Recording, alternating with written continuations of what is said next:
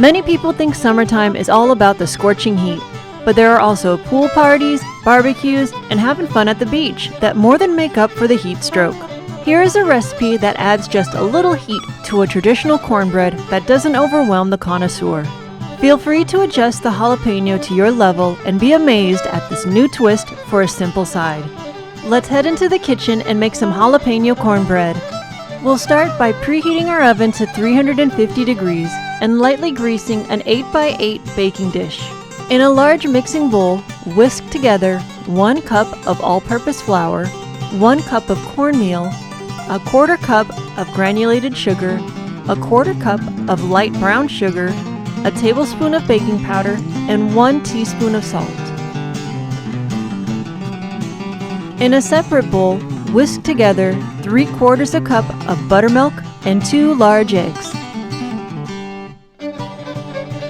Pour in 1/2 cup of melted, unsalted butter and mix until they're all combined.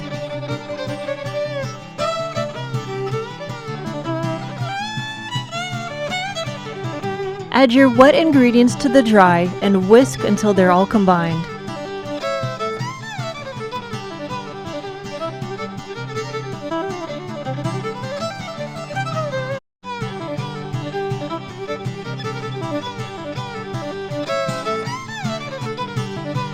Finally, add in a 4-ounce can of chopped jalapeños and stir until they're mixed in.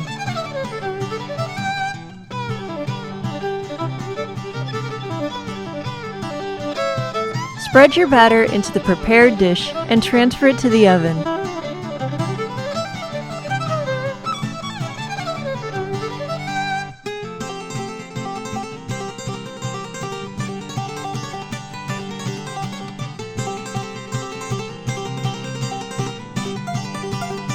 Bake for 30 to 35 minutes or until a toothpick inserted in the center comes out clean.